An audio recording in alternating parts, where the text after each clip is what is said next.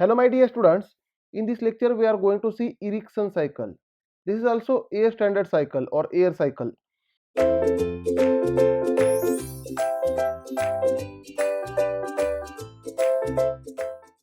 Now, in case of Erikson cycle, there are two constant pressure regenerators. We can say there are two constant pressure is constant pressure regenerator, regenerators. Regenerator is nothing but type of heat exchanger. It is a one type of heat exchanger which operates at constant pressure, right? Now let us understand the processes of Erikson cycle. In previous cycle we have seen Stirling cycle, and my dear students, in Stirling cycle there were two constant volume regenerators, but instead of these constant volume regenerators, in case of Erikson cycle these constant volume processes are made as constant pressure processes. So let us draw PV and TS diagram. If I draw pressure versus volume diagram and temperature versus entropy diagram, temperature versus entropy diagram, TS diagram. Now process number 1, that is 1 to 2, process 1 to 2 is reversible isothermal heat supply. It is constant temperature heat supply. Constant temperature is also called reversible isothermal. Isothermal process is constant temperature process. Heat supply, right? Means during this process heat supply is done, heat supply is done, and heat supply is always done at higher temperature which is constant. So let us draw 1 to 2, 1 to 2, right, like this. There will be constant temperature heat supply, constant temperature heat supply 1 to 2, that is higher temperature is constant, higher temperature will be constant. Now on TS diagram, keeping temperature constant, as heat supply entropy increases, therefore 1 to 2 will look like this. Keeping temperature constant, entropy increases 1 to 2 because there is a heat supply, higher temperature is constant, right? Now second process, which is nothing but 2 to 3, is constant pressure heat rejection. It is constant pressure heat rejection, heat rejection. And my dear students, constant pressure processes are internal processes here, and reversible isothermal processes are external processes. Therefore in first process, that is constant temperature heat supply, it is external, heat supply.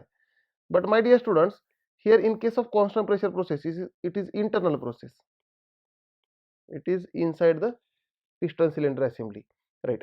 Now let us draw constant pressure heat rejection.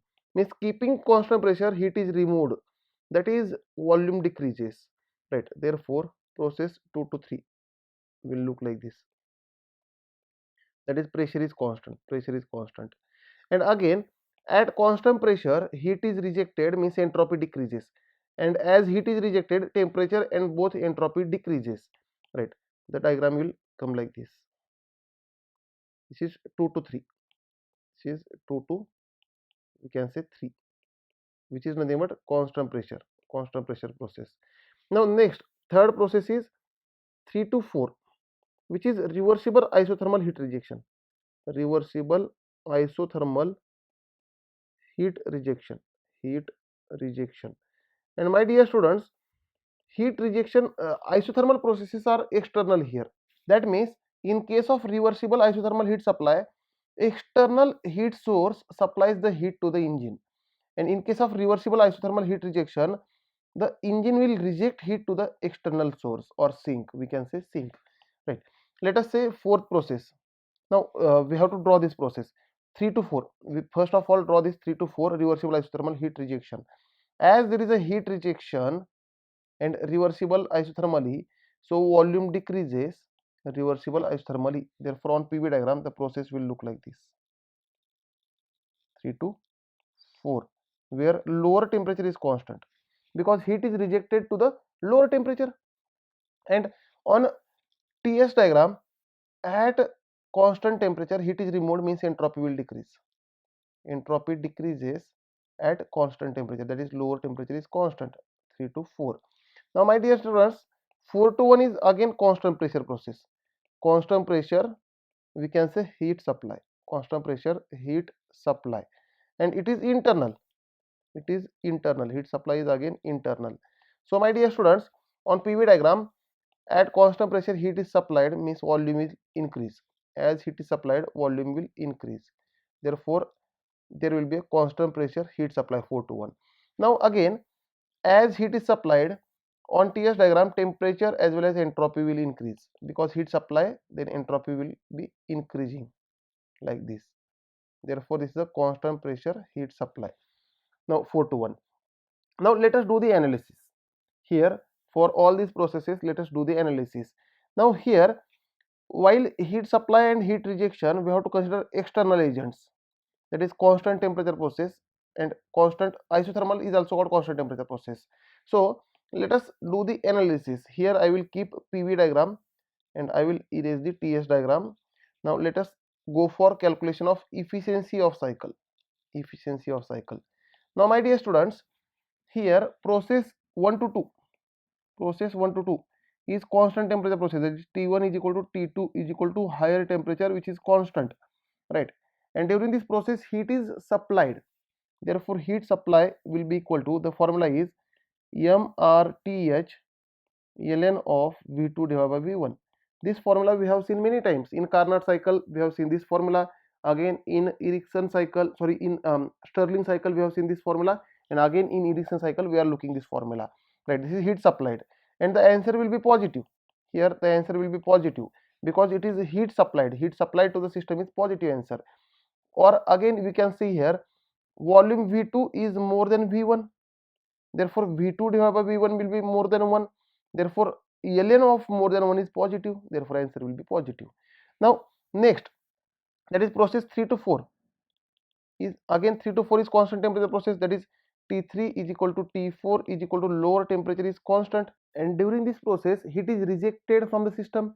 Therefore, heat rejected we can say for constant temperature process mRTL ln of final volume, that is V4 divided by initial volume, that is V3. Now my dear students, as it is heat rejected from the system, the answer will be negative. And again you can understand here, V4 is less than V3. Therefore, V4 divided by V3 will be less than 1, and ln of less than 1 will be negative. Therefore, answer will be negative. So to make positive answer, we can write like this: heat rejected is equal to mRTL ln of V3 divided by V4. Now to get positive answer only, but we know that heat rejected from the system is negative, right? Now let us go for calculation of efficiency. Now my dear students, efficiency of any cycle, that is for Ericsson cycle also, is equal to net work output divided by heat supply, which is nothing but net work output is nothing but heat supply minus heat rejected divided by heat supply, which is equal to 1 minus heat rejected divided by heat supply. So let us put the values. Therefore, is equal to 1 minus heat rejected is mRTL ln of V3 divided by V4 divided by heat supply is mRTH ln of V2 divided by V1. This formula we will get. Now my dear students, we have to derive relation between V3, V4, V2, V1, right? This ratio. Now let us derive this relation. Now can you say process 1 to 2, no sorry, process 4 to 1. Here I will say process 4 to 1 is constant pressure process. Constant pressure process, that is P4 is equal to P1, and for constant pressure process volume is directly proportional to temperature, that is we know that PV is equal to mRT. PV is equal to mRT. Therefore, as pressure is constant, mass and R are constant, therefore volume is directly proportional to temperature for constant volume processes, constant pressure processes, right?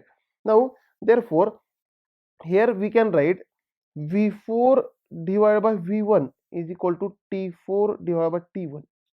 This is how we can write, right? Let us say this is the equation A. This is the equation A. Now again my dear students, process 2 to 3, process 2 to 3 is again constant pressure process, that is P3 is equal to P2. Therefore similarly we can say volume is directly proportional to temperature during this process. Therefore we can write V3 divided by V2 is equal to T3 divided by T2. This is how we can replace, right? Now my dear students, let us say this is equation B. Let us say this is equation B. Now let us simplify equation A and B. Let us simplify equation A and B. Now we know that here T3 is equal to T4 is equal to lower temperature, that we know, right? As well as we know that this is the first relation, as well as we know that T1 is equal to T2 is equal to higher temperature. This is known. Now let us consider equation A. Let us consider equation A. V4 divided by V1 is equal to T4 divided by T1. T4 divided by T1. Now my dear students, can I say this is equal to lower T4 is lower temperature, T1 is higher temperature, TL divided by TH. Now again consider equation number B. Consider equation B where V3 divided by V2 is equal to T3 divided by T2. And my dear students, T3 is lower temperature and T2 is higher temperature divided by TH. Therefore, can I say these two equations are same, that is lower temperature divided by higher temperature. Therefore, from this I can write V4 divided by V1 is equal to V3 divided by V2. So, same expression I can write V2 divided by V1 is equal to V3 divided by V4. V2 divided by V1 is equal to V3 divided by V4. Now, put this equation, that is V2 divided by V1 is equal to V3 divided by V4 in this efficiency thermal formula. Efficiency thermal formula. So let us put this in efficiency thermal formula, right? Now my dear students, efficiency thermal, we have derived formula as efficiency thermal is equal to 1 minus mr TL ln of V3 divided by V4 whole divided by mr TH ln of V2 divided by V1. And my dear students, here mass and R, this get cancelled, and V3 divided by V4 is equal to V2 divided by V1. Therefore, ln this term will get cancelled. Therefore, the efficiency formula, efficient thermal formula will remain as 1 minus lower temperature divided by higher temperature. Efficiency thermal is equal to 1 minus lower temperature divided by higher temperature. Therefore, we can say here in case of Erikson cycle, efficiency of Erikson cycle is a function of lower temperature and higher temperature. That means efficiency of Erikson cycle is a function of temperature limits only. And again, as like Carnot as well as like Stirling cycle, efficiency thermal for Erikson cycle is also independent of medium used, and it is a function of temperature limits only. Very important statement. Now my dear students, for Erikson cycle also the same comparison is valid with respect to Carnot cycle that we have made the comparison with Stirling cycle. Now what I am trying to say is that in previous lecture in Stirling cycle we have done comparison of Stirling cycle and Carnot cycle. The same comparison as it is valid for the comparison of Erikson and Carnot cycle, right? That means whenever I compare, in case of Erikson cycle, here I am not going to write because you can go in my previous lecture, that is Stirling cycle lecture. There I have explained the comparison. The same comparison is valid. So quickly I am dictating the points. The first point is that while comparing Erikson cycle with Carnot cycle, the first point is that in case of Erikson cycle, the back work is less, but in case of Carnot cycle, back work is more. Back work is nothing but work of compression. In case of Erikson cycle, net work output is more. Net work output is more. In case of Carnot cycle, net work output is less. Now, therefore, in case of Erikson cycle, work ratio is more, and in case of Carnot cycle, work ratio is less. But efficiency of Carnot cycle is more than Erikson cycle always. Carnot efficiency is the maximum possible efficiency for any engine, right? Therefore, efficiency of Carnot engine is more than efficiency of Erikson engine, because in case of Erikson cycle, there are two constant pressure regenerators are used, and regenerator is a type of heat exchanger, and as it is a heat exchanger, there are some losses in the heat exchanger because there is a effectiveness of this heat exchanger. Therefore, none of the heat exchanger is 100% efficient. Hence, because of these losses, the efficiency of Erikson cycle decreases as compared to Carnot efficiency. But my dear students, in case of Erikson cycle, the mean effective pressure is more as compared to Carnot cycle. Mean effective pressure will be more for Erikson cycle as compared to Carnot cycle. The same comparison is valid for Erikson, Stirling and Carnot cycle, right? Means comparison of Stirling and Carnot we have done in previous lecture. The same comparison is valid for Erikson and Carnot cycle. Now my dear students, in case of Stirling cycle. Here instead of these two constant pressure processes, there are two constant volume processes. Rest is similar. That is 1 to 2 is constant temperature heat supply. 2 to 3 is constant volume heat rejection in case of Stirling cycle. But in case of Ericsson cycle, it is constant pressure heat rejection. Now 3 to 4 is same constant temperature heat rejection in both. But 4 to 1 is constant pressure heat supply in case of Ericsson cycle. But for Stirling cycle, it is constant volume heat supply. Now my dear students, both Stirling and Ericsson cycles, for both these cycles, lot of air and water is required for cooling purpose. For cooling purpose, lot of water and air is required for both Stirling as well as Ericsson cycle. And my dear students, hence basically these cycles or these engines are stationary engines, and these engines we cannot made mobile. These engines cannot be made mobile, means they are not for moving objects. These engines are only stationary engines. These are valid for stationary machineries. So my dear students, but in IC engine, that is IC engines are used for vehicles. So Ericsson cycle and Stirling cycle we cannot use for mobile vehicles, that is moving vehicles. And Carnot cycle is only theoretical cycle. Carnot cycle is practically impossible, that already we have seen in previous lectures. So my dear students, Carnot cycle is a practically impossible. This is only theoretical. So Carnot engine is never possible. Then Ericsson cycle and Stirling cycle are only valid for stationary objects or stationary bodies. But for automobiles, that is for two-wheeler, four-wheeler, for moving objects, we need mobile engines. So my dear students, we need to develop other engines also.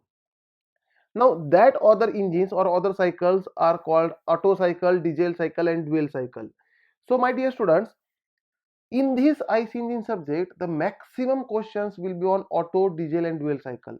So from next lecture, we are going to start real cycles which are used for moving vehicles. Thank you my dear students.